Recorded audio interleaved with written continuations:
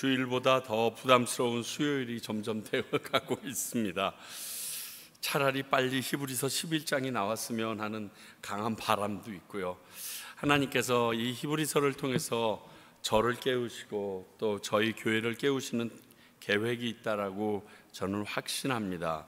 그래서 아마 부족한 종이 이 말씀을 이렇게 연구하도록 해주신 것 같습니다. 오늘은 히브리서 8장 1절서부터 6절입니다. 히브리서 8장 1절부터 6절까지의 말씀입니다. 저와 여러분들이 한 절씩 교독하시도록 하겠습니다. 먼저 제가 받들어 읽습니다. 1절입니다. 지금 우리가 하는 말의 요점은 이러한 대제사장이 우리에게 있다는 것이라. 그는 하늘에서 지극히 크신 이 보좌 우편에 앉으셨으니 성소와 참 장막에서 섬기는 이시라. 이 장막은 주께서 세우신 것이요 사람이 세운 것이 아니니라. 대제사장마다 예물과 제사 드림을 위하여 세운 자니 그러므로 그도 무엇인가 드릴 것이 있어야 할지니라.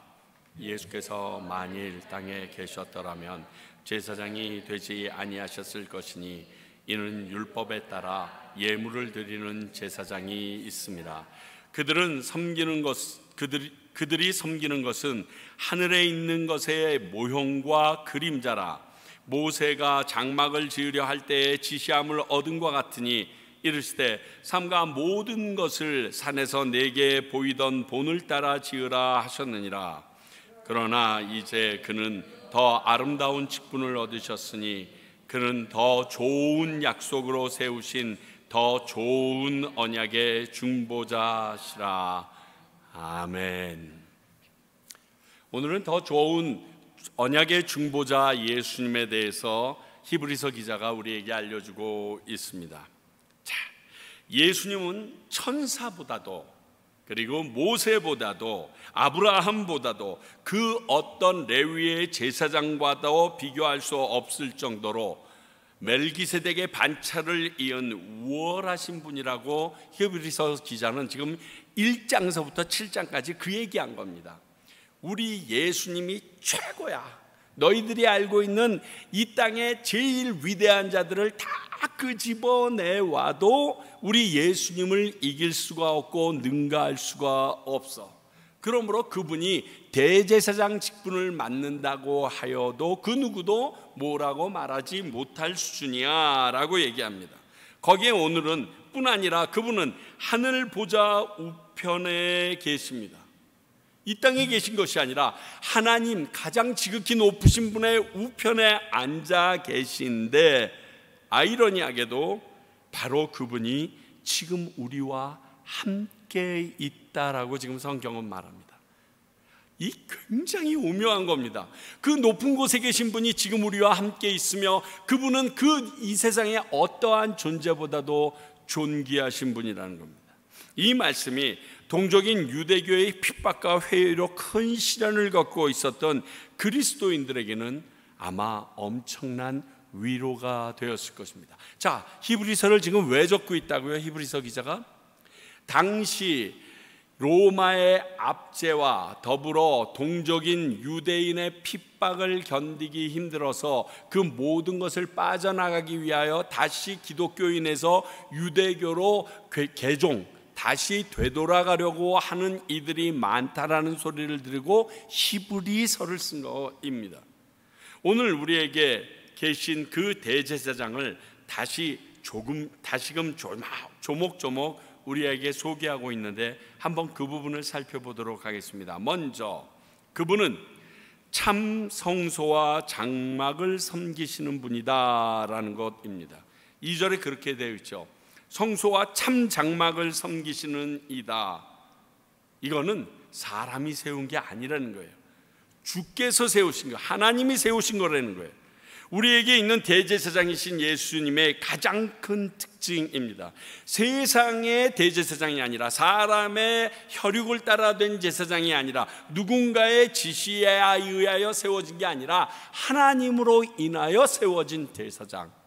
이거 엄청난 거예요. 그래서 이단들이 넌 어디서 신학 공부하고 어디서 목사가 됐냐? 나는 하나님으로부터 직접 배웠다. 이따위 소리들 하는 거예요. 그러면 이게 할 말이 없거든요. 예수님은 진짜여서 그렇게 말하는데 가짜도 흉내를 내더라고요. 아주 답답해 죽겠어요. 그러니까 가짜는 몰라. 근데 진짜신 예수님은 다 알아. 이게 큰 차이죠. 어쨌든 자, 2절을 보니까 참 장막은 사람이 세운 것이 아니라는 선언을 합니다. 사람이 세운 장막은 언젠가 무너집니다. 그러나 하나님께서 세우신 참 장막은 영원히 건재합니다. 이것을 이스라엘 백성은, 특히 이 신약 시대에 살고 있는 이스라엘 백성은 알까요, 모를까요? 너무 잘 압니다. 바벨론에 의하여 그 아름다운 솔로몬이 지었던 성전이 돌 위에 돌 하나도 남기지 않고 완전히 회파되어 버립니다. 완전히 다 회파가 되어 버립니다. 그리고서 그들이 다시 바벨론에서 돌아왔을 때 그 옛날의 성전을 기억하던 70여 년 전에 서 있던 성전을 기억하던 노인들이 스룹바벨 성전을 보면서 가슴 아파합니다.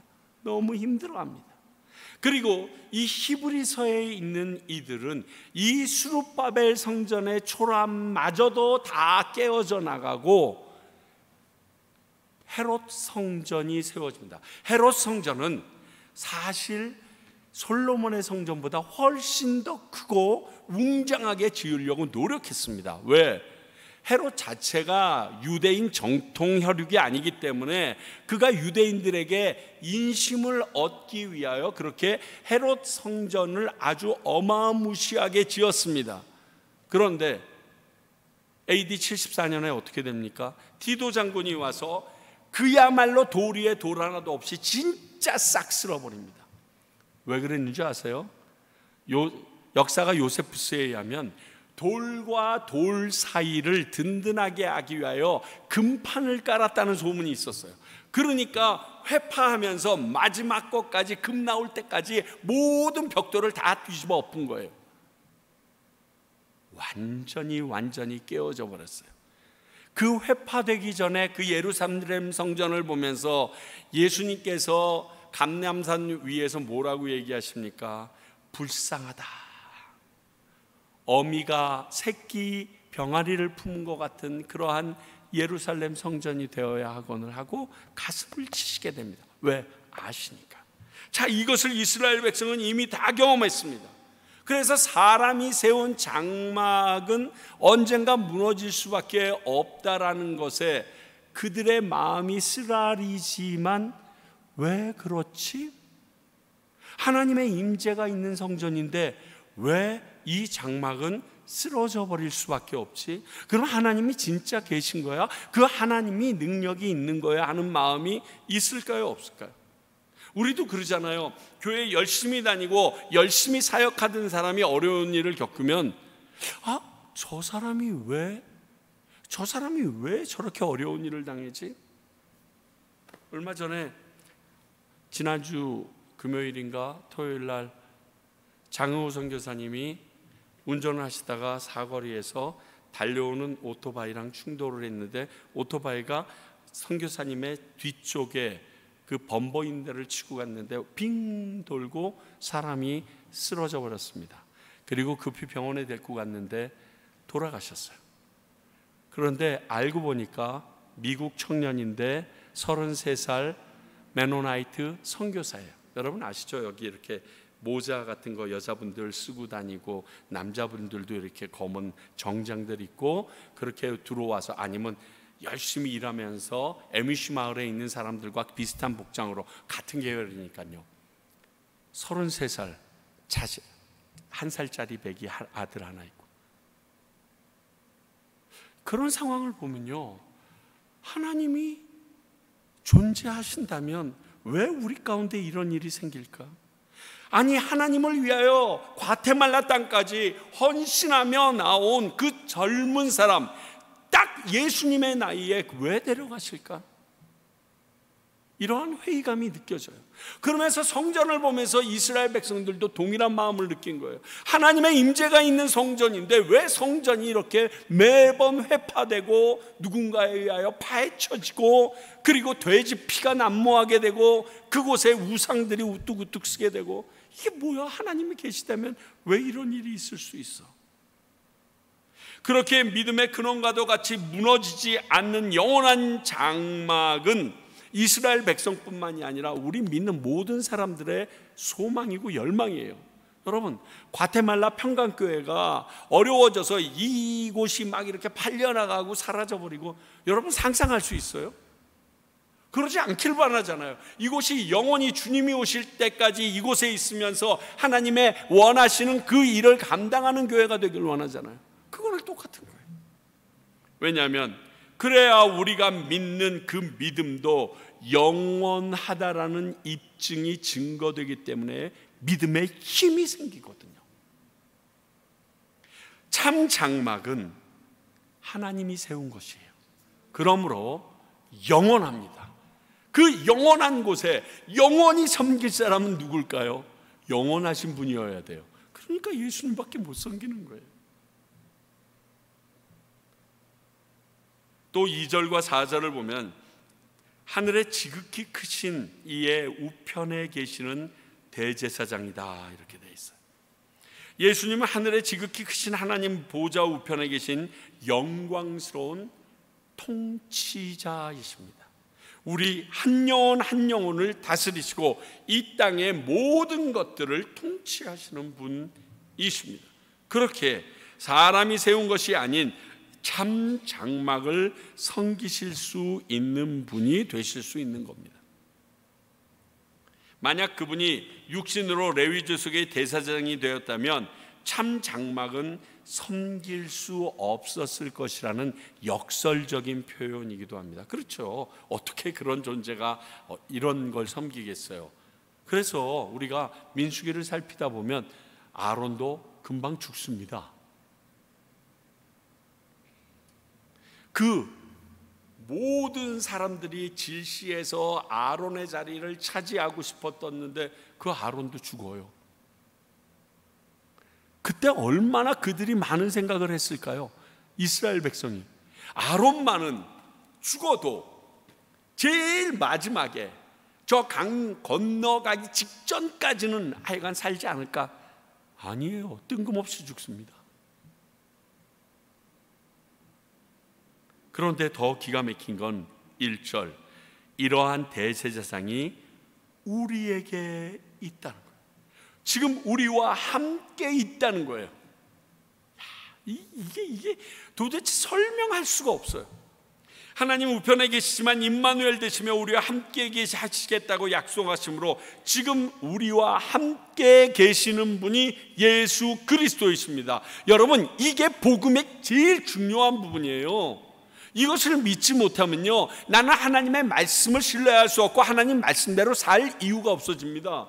옆에 계시지도 않는데, 하다못해 CCTV로 관찰만 해도 찍소리 못하고 뭐 나를 관찰 사찰하느니 난리를 하는데, 하나님 보이지도 않는데 그분이 우리와 함께 하시지도 않는데 내가 믿는 게 얼마나 힘들겠어요.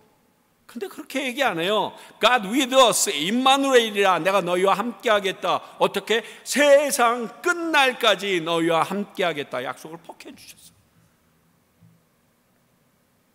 이것이 인간이 알고 있는 신들의 존재와 다른 모습의 예수님입니다. 별로 안 좋은 책이지만 배꼽이라는 책이 옛날에 좀 나와서 난리가 났었습니다. 근데 그 배꼽이라는 책이 약간 좀 세상적인 게 아니라 묵상 뭐 이쪽으로 가는 그러한 뉴에이지 계통의 책이었거든요. 근데 거기에 이런 말이 있어요.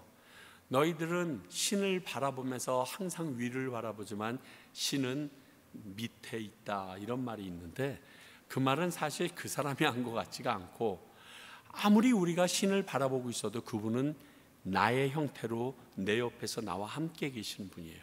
그게 예수님이에요. 일반 신에 대한 계산은 위를 동경하고 있습니다. 그러나 그분은 이미 이 땅에 육신을 입고 우리와 같은 모습으로 오셨던 분이고, 그분은 우리와 오셨던 모습 그대로 들려 올라가셨지만 영원히 우리와 함께 하신다고 약속하셔서 지금 내 옆에 계신 그분이 우리가 믿는 예수님이십니다. 그리고 또 하나 기가 막힌 게, 여러분 2절 한번 보세요. 성소와 참 장막에서 뭐 하는 이라고요? 섬기는 이라. 대제사장이에요. 지금 이 히브리서 기자가 얘기합니다. 그 누구, 아론보다도 모세보다도 천사보다도 아브라함보다도 그 누구보다도 크신 분인데 그분이 섬기시는 분이래요. 역설적이지만 굉장히 중요합니다.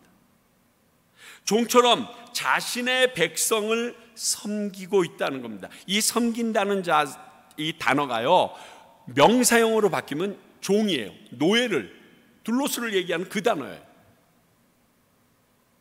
이 말은 당시 유대인들이나 유대교를 섬기는 이들에겐 큰 진동이 될 만한 말이에요. 아니 왜? 그런 대제사장은커녕 제사장도 본 적이 없어. 레위인도 볼 수가 없었어. 그저 제사장들을 섬기고 대제사장들에게는 근접조차 하기 어려웠던, 지금으로 얘기하면요, 로마 교황과 같은 존재예요. 여러분, 로마 교황 한번 아련해내는 거 그거 어마무지 힘듭니다. 로마 교황이 차는 그 방탄차, 벤츠 오픈카, 그게 아주 우스꽝스럽게 생겼어요. 유리통 안에 그 교황이 딱 들어가 앉아 있게 되어 있습니다. 일반 벤츠 차량을 타질 못해요. 왠 줄 아세요? 그 머리에 쓰고 있는 그 휘황찬란한 관 때문에 이 관을 고개가 숙이면 쏟아지니까 그대로 서서 차에 탈 수 있도록 만들었기 때문에 약간 우스꽝스럽게 생긴, 모든 사람들이 볼 수 있는, 그러나 대포를 쏴도 뚫리지 않는, 그런데 이렇게 딱 앉아 있어요. 그래서 그가 지나갔던 그 걸음걸음, 하다못해 앉았던 그 의자조차도 성스럽게 여기는 게 지금 로마 교황의 모습인데, 대제사장이 그랬어요. 하나님의 직통 계시를 뵙고 직통 중보자라는 입장에서 일반 사람은 도저히 바라볼 수도 없었어요.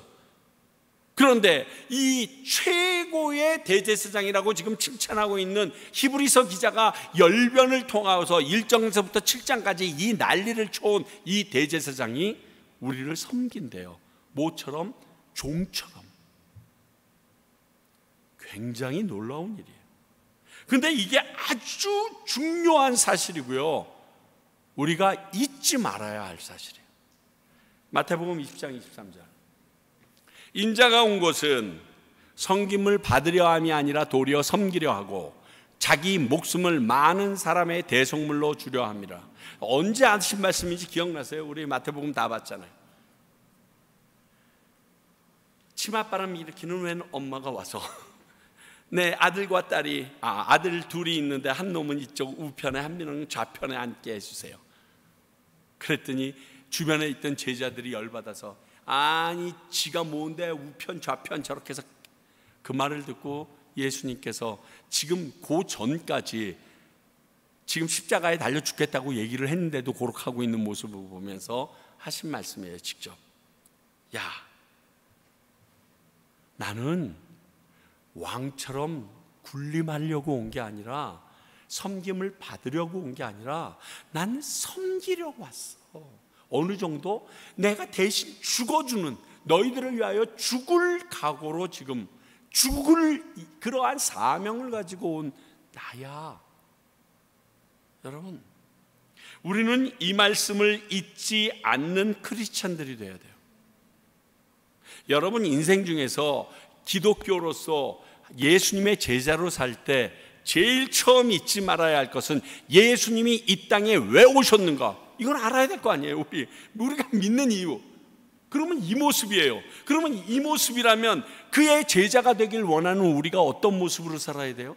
이 모습으로 살아야 돼요. 섬김을 받으려고 사는 것이 아니라 도리어 다른 사람을 섬기려고 살아야 되는 거예요. 그리고 다른 사람들에게 조금 섬기고 무릎 한번 꿇었고 여러 가지 안 좋은 얘기 들었다고 그냥 동네에 있는 1, 2, 3, 4, 5, 6, 18 뭐 다 하지 마시고요. 욕하고 난리하지 마시고요. 나 하나님 뜻대로 했다고 생각해야 돼요. 그리고 그의 제자들에게 하셨던 말씀, 자기를 부인하고 자기 십자가를 지고 나를 따르라.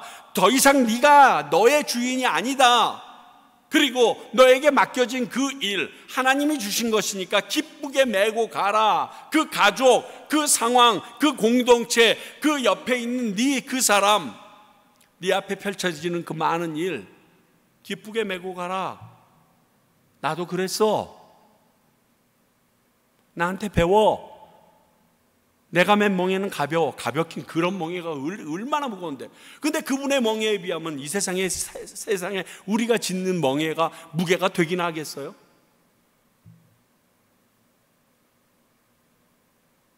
여러분, 우리가 믿고 따르는 예수님이 너무나 중요한 정체성이고요. 동시에 우리 성도들의 정체성이 마태복음 20장 28절이에요. 이건 안 변해요. 이게 변하려면 배도하셔야 돼요. 예수님 안 믿고 딴 거 믿어야 돼요. 장독대 믿든지 뭐 정한수를 믿든지 뭐 이러셔야 돼요. 아니면 우리는 이렇게 살아갈 인생이에요. 그리고 이렇게 살아가는 것을 기뻐하고 원해야 되는 인생들이에요. 예수를 믿었다면, 여러분들이 예수 그리스도의 자녀들이라면, 이것을 기억하지 못할 때 기독교는 여타 종교와 같은 평범한 자신의 욕망과 필요를 채우기 위한 미신 정도의 종교로 전락해버립니다. 그래서 저는 기독교를 종교라고 얘기하는 것 싫어합니다. 종교란에 기독교를 써야 된다는 것 자체를 굉장히 기분 나빠합니다. 왜? 기독교는 종교가 아니에요.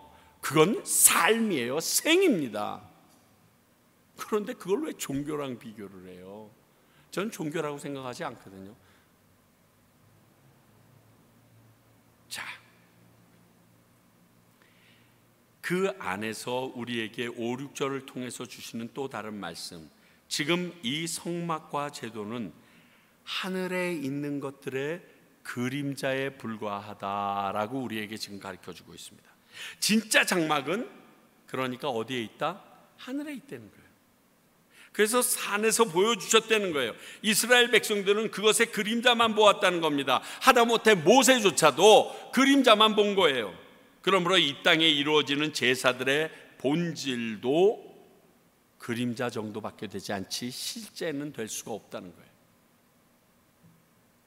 그것은 하나님께서 이스라엘 백성들로 하여금 그리스도를 깨닫게 하기 위한 하나의 교육 자료입니다. 자, 너희들이 지금 이 본 것들, 성막 자체가 예수 그리스도를 가리키거든요. 그분의 몸을 가리키거든요. 그분의 삶과 그분의 죽음을 가리키거든요. 예수 그리스도를 가리킨 건데 그것을 깨닫게 하기 위하여 그 성막을 그들에게 보이셨는데 이 성막이 불뱀이 되어버린 거예요. 기드온의 그 금 옷이 되어버린 거예요. 하나님이 모세에게 보여준 대로 지은 겁니다. 출애굽기 25장 40절 말씀을 인용해서 5절에 말합니다. 삼가 모든 것을 산에서 내게 보이던 본을 따라 지으라. 그러므로 이 땅에 세워진 성막이나 제사 역시 완전할 수 없죠. 그림자니까. 그림자 잡을 수 있어요? 그림자랑 사귈 수 있어요? 안 되거든요. 그래서 매번 동물의 피로 제사를 드려야만 하는 번거로움이 그들에겐 있었던 거예요. 뿐만이 아니라 그래서 더 좋은 약속으로 세운 더 좋은 언약의 중보자가 우리에게는 필요했던 거예요. 언제까지 이럴 수 없잖아요. 그리고 언제까지 우리 안에 성막이 존재할 수는 없어요. 왜? 항상 회파되잖아요. 그리고 그 성막을 들고 다닐 수도 없어요.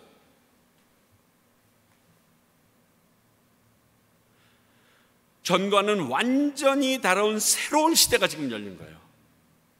그렇다면 히브리서 기자는 더 아름다운 직분, 더 좋은 약속, 더 좋은 언약의 중보자가 당연히 필요하다고 얘기하죠. 여러분, 저는 요즘 젊은 아이들 보면서 야, 진짜 우리 시대는 끝난 것 같다라는 느낌을 드는 게, 걔네들 핸드폰 쓰는 거, 컴퓨터 쓰는 거를 보면요, 이종옥 권사님 뭐 하는 줄 알겠어요, 애들?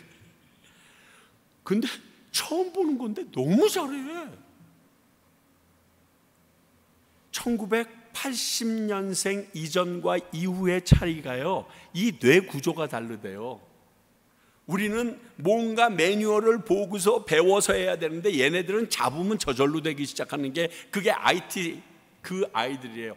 특히 요즘에 MZ세대는 배우는 게 아니라 느껴서 안 되는 거예요. 왜? 우리 이든 벌써 컴퓨터 갖고 놀잖아요. 노트북 갖고 놀고. 걔네들을 우리가 어떻게 따라잡아?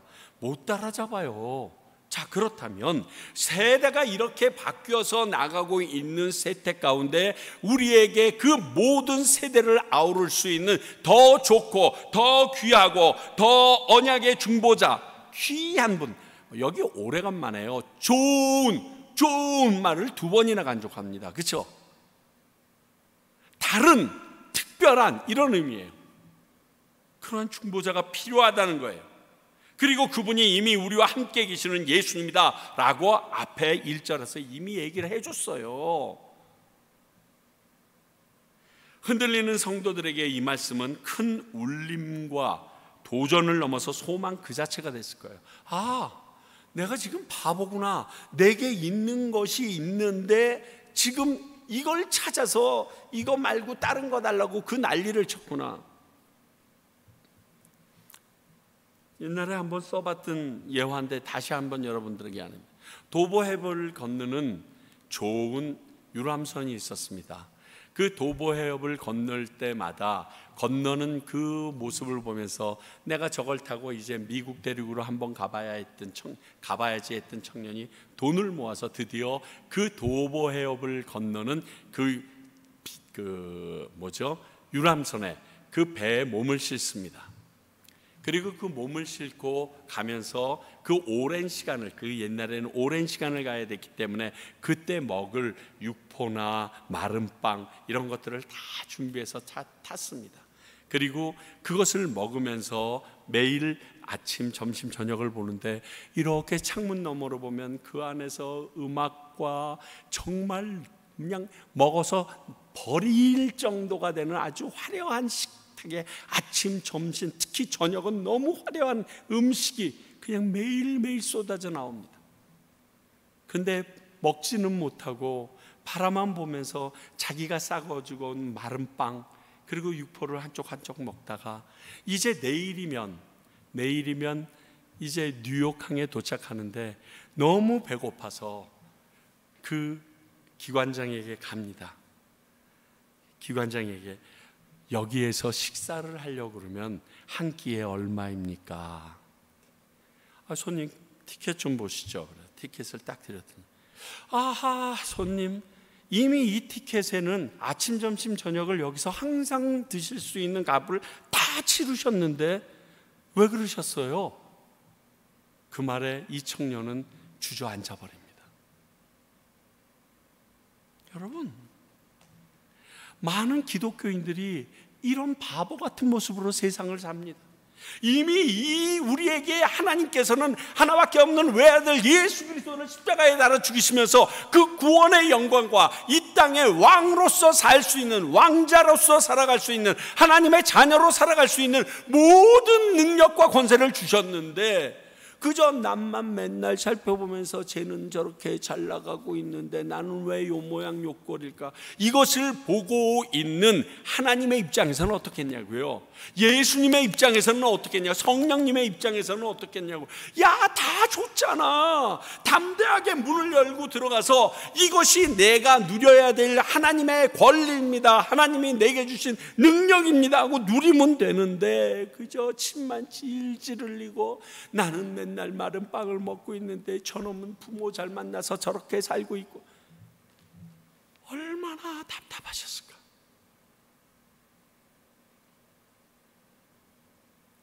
이미 우리와 함께 계시는 그분이 예수님이고, 너희들이 그렇게 갈망하던 그분이 너와 이미 함께 하시다.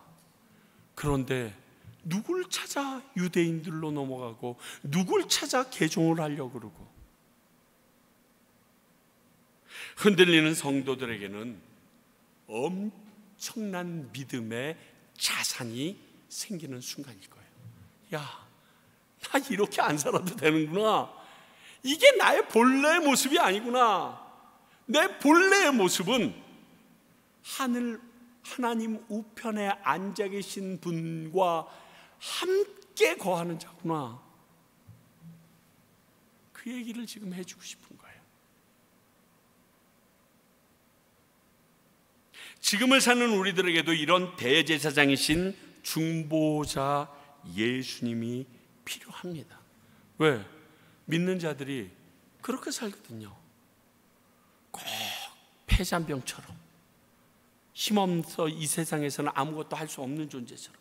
우리가 사는 이곳은 회유와 핍박은 거의 존재하지 않습니다. 그러나 우리가 예수님을 버릴 수 있는, 하나님의 말씀을 따를 수 없게 하는 유혹은요, 너무 많습니다. 예를 들어 볼까요? 먼저 예수님을 온전히 붙잡으려고 하기보다는 세상이나 죄와 적당히 타협해서 살아보겠다라고 하는 유혹이 싹 있어요. 그게 더 편하거든요.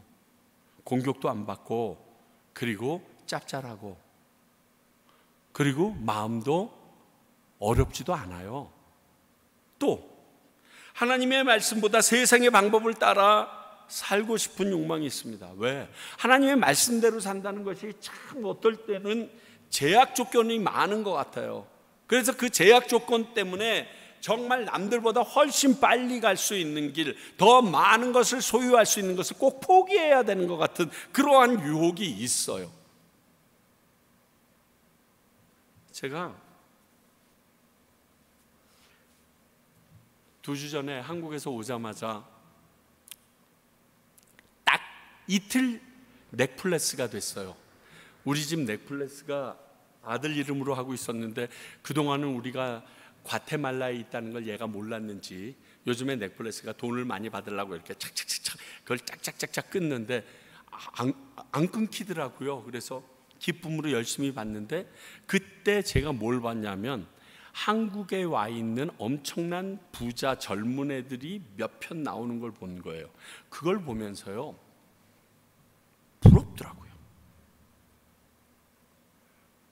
비행기를 타도 퍼스트 클래스를 타, 자동차를 타도 롤스로이스만 타, 그리고 집을 사도 앉아가지고 현찰로 바로 160억을 들여서 집을 사는 것도 문제하지 않고, 옷 한 벌을 사도 옷 한 벌이 수천만 원인데 아무렇지도 않겠어. 밥 한 끼를 먹는데 한 끼에 보통 한 150에서 250 정도는 먹어야지 먹은 것 같다라고 쓸데없는 소리를 찍찍하는데, 그걸 보면서 제가 침을 지질 흘리고 있더라고요.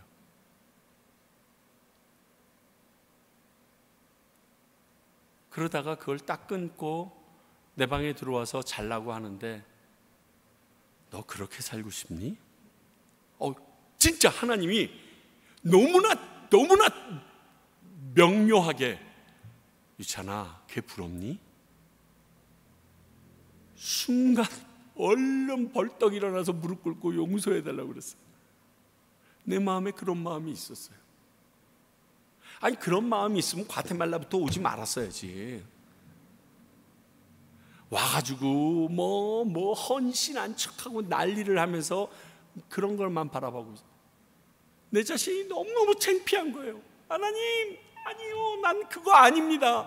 나 그거랑 타협하고 싶지도 않고요. 그거 아니어도 됩니다. 난 하나님이면 다 할 수 있습니다. 내가 필요한 건 하나님 당신 하나만 믿으면 나는 다 된다는 거 믿습니다.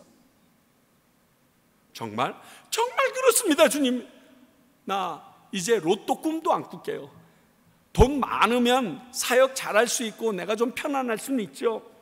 이번에 나갔다 오니까 좀 부모님들도 잘 섬기고 싶어서 돈이 좀 필요하다 느꼈는데, 하나님께서 필요하면 주시겠죠. 그게 우리 하나님이니까요. 저 당신만 믿고 당신이 주시는 걸로 만족할랍니다.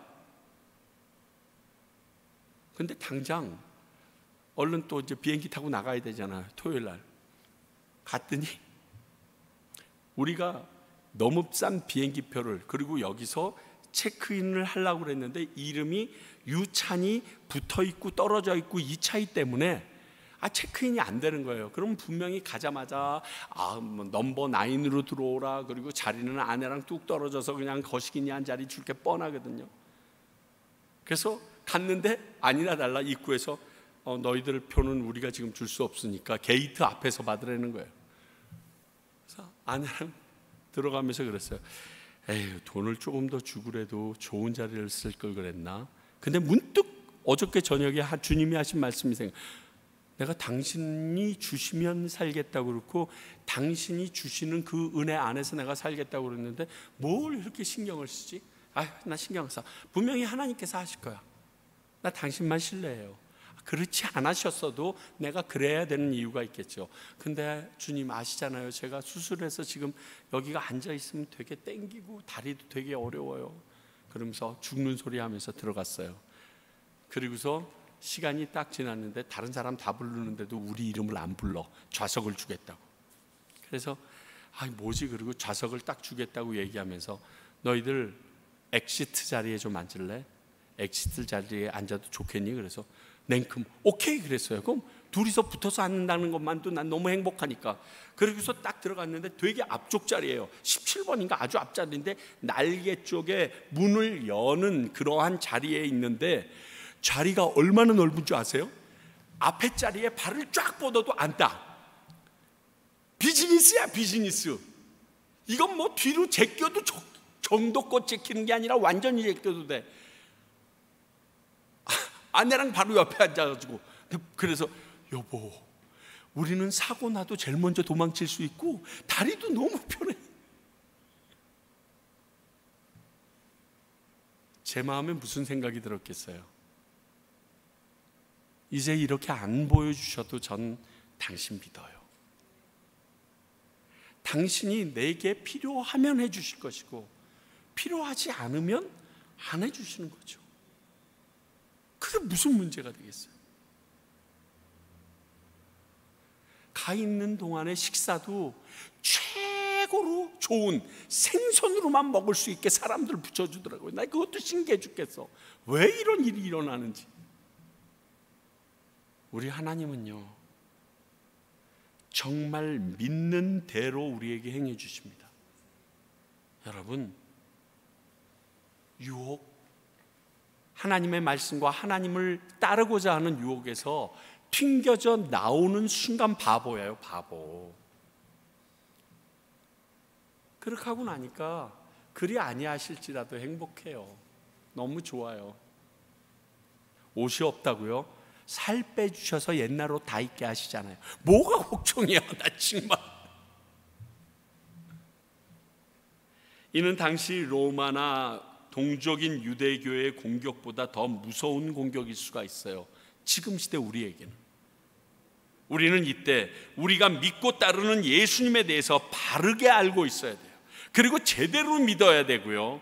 그리고 그 믿음에 맞추어 순종하며 살아낼 수 있어야 돼요. 그때 주님이 잘했다. 내 사랑하는 딸아, 사랑하는 아들아. 내가 힘들었지. 나랑 오늘 잔치자에 함께 참여하지 않을래? 그 얘기해 주실 거라. 이 히브리서를 쓰고 있을 당시에 크리스찬보다도 더 깨어서 그 하나님이 우리에게 주시고자 하시는 그 모든 것을 누릴 수 있는 우리 성도님들과 그 일을 이루어내는 통로가 되는 평강교회가 되기를 간절히 소원합니다. 기도하겠습니다. 하나님 아버지, 우리에게 이미 계신 더 좋은 약속으로 세우신 더 좋은 언영의 중보자 예수님을 믿습니다. 아버지와 저희들이 이 믿음이 흔들리지 말게 하시고 또 이 믿음 안에서 주님께서 내게 주시는 것을 기쁘게 누릴 수 있는 당신의 백성들 되게 하여 주시옵소서. 세상 사람의 눈으로 유혹받지 말게 하시고 세상의 좋고 나쁜 것에 내 마음이 빼앗기지 말게 하시며 영원한 하늘나라의 소망을 두는 주의 백성들 되게 하여 주시옵소서. 지금은 우리 주 예수 그리스도의 은혜와 하나님 아버지의 넓고 크신 사랑과 성령님의 이 모든 말씀을 우리들에게 알려주시고 믿도록 확인시켜 주시는 능력이 오늘 그 좋으신 예수님이 내게 계심을 믿고 그분을 나의 주인 대제사장 삼아 살기로 원하는 주님의 귀한 백성들과 그 크신 좋으신 예수님을 이 과테말라 땅에 전하라고 세워주신 평강교회와 그 주님을 만났기 때문에 그 뜨거운 마음을 주체할 수 없어 지금 열방 가운데 그리고 죽어가는 영혼들 가운데 복음을 전하고 계시는 수많은 선교사님들을 위해 이제로부터 영원히 함께 하시기를 간절히 축원하옵나이다. 아멘.